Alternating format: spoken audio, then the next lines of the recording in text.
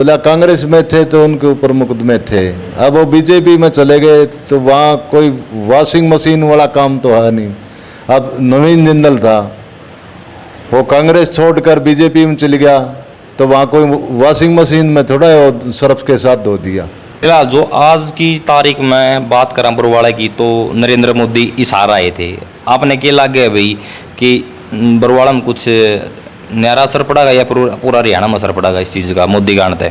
ना मोदी के आने से बरवाड़ा हल्के में भी असर नहीं पड़ेगा, ना ही पूरे हरियाणा स्टेट में इसका फर्क पड़ेगा कोई, क्यों मोदी से तो पहले ही लोग विरोध में हैं, इनको बीजेपी को ही हराना है और मोदी के आने से तो बल्कि और भी ज़्यादा विरोध हुआ है। चौधरी भूपेंद्र सिंह हुड्डा जो सन 2005 में सरकार आई थी और 10 साल तक हरियाणा के सीएम रहे, जब हमारे बैंकों में किसानों की कुर्कियाँ जा करती, डिफाल्टर हो जा करते थे, जो वहाँ से लोन ले रहे थे, जब बैंक के अधिकारी घर पे आते थे, भूपेंद्र सिंह हुड्डा ने एक ऐसा कानून बनवा दिया, अभी बैंक का अधिकारी कोई किसी के घर नहीं आएगा और ना ही कोई ब्याज लगेगा आगे।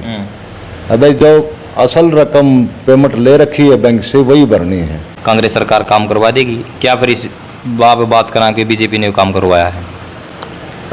रोजगार का काम सारा कांग्रेस सरकार ही कराएगी और बीजेपी सरकार ने कुछ नहीं दिया। अब पीछे एसडीओ लिए थे जिसमें से हरियाणा स्टेट के थे ही नहीं, 68 एसडीओ लिए थे जिसमें तो हरियाणा स्टेट के 2 ही थे, 66 सब स्टेट से बाहर के लगे हुए थे।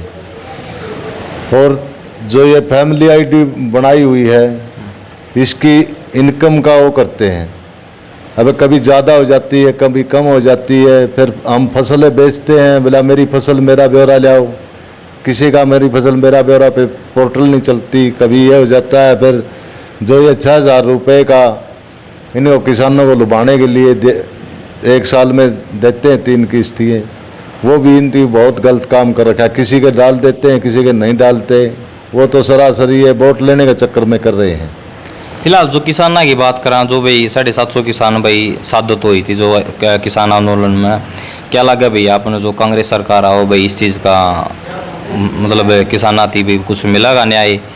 किसानों को न्याय मिलेगा। जो 750 शहादत हुई थी वहाँ उनके नाम के स्टैचू लगाए जाएंगे जो जिस गांव का था, और उनका स्टैचू लगा के उनको मान जो पीछे से उनके वारिस है उनको मान सम्मान भी दिया जाएगा। मैं तो हम काम नहीं करा पाई, तो क्या आप इस बारे में कुछ कहना चाहोगे?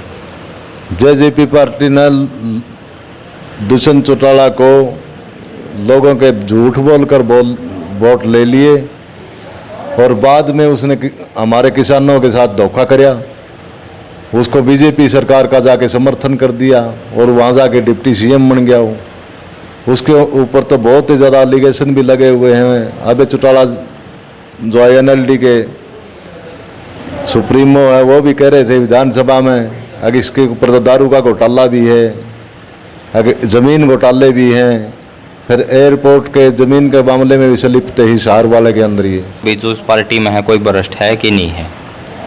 इस बीजेपी पार्टी में तो सारे ही भ्रष्ट हैं, इनमें साफ छवि के और ईमानदार आदमी नहीं, सारे ही भ्रष्ट हैं। जब अब आप देख रहे थे इनको कई टिकटें तो बेची ही पैसों में, खुद पार्टी के आदमी कहने लग रहे हैं इनके।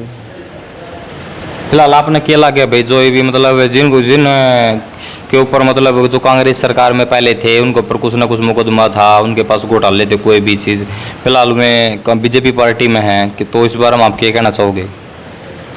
नहीं, ये तो वो है, बोला कांग्रेस में थे तो उनके ऊपर मुकदमे थे, अब वो बीजेपी में चले गए तो वहाँ कोई वॉशिंग मशीन वाला काम तो है नहीं। अब नवीन जिंदल था, वो कांग्रेस छोड़कर बीजेपी में चल गया तो वहाँ कोई वॉशिंग मशीन में थोड़ा वो सर्फ के साथ धो दिया, वो तो जैसा आदमी था वैसा ही रहेगा। फिलहाल जो बात करा अपने बरवाड़ा हल्के की, फिलहाल बरवाड़ा हल्का का क्या मोल है? बरवाड़ा हल्का का माहौल कांग्रेस पार्टी के ही कैंडिडेट का है। रणवीर सिंह गंगवा हरियाणा के स्पीकर रह चुके हैं बीजेपी पार्टी से, फिलहाल जो बरवाड़ा से इलेक्शन लड़ेंगे, 3 कैंडिडेट है बड़े बड़े, तो आपने क्या लगा कि इनमें से कौन सा जीत सके है? मेरे को तो कांग्रेस पार्टी का ही रामनिवास घोडेला जीतता लगा। फिलहाल जो रैली से कोई असर पड़ेगा बरवाड़ा में? कौन सी रैली से? जो अपनी बरवाड़ा की रैली हुई थी उस रैली में कोई हाँ, असर पूरा पड़ा? असर पड़ा उससे, पूरा असर पड़ा है उससे, बहुत और भी ज़्यादा बढ़ गए बल्कि।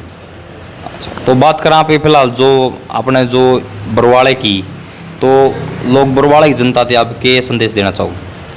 बरवाड़ा की जनता को मैं यही संदेश देना चाहता हूँ कि कांग्रेस पार्टी को ले आओ, इनका बहुमत आने लग रहा है, लगभग इनकी 60 और 65 सीट आएंगी और सरकार बनेगी। और पहले वही बात है 2013 में हुआ था, बोला उड्डा तेरे राज में जीरी गई जहाज में, तो वो कांग्रेस सरकार में हुआ था और वो किसानों के लिए बड़ा सोने पे सुहागा था।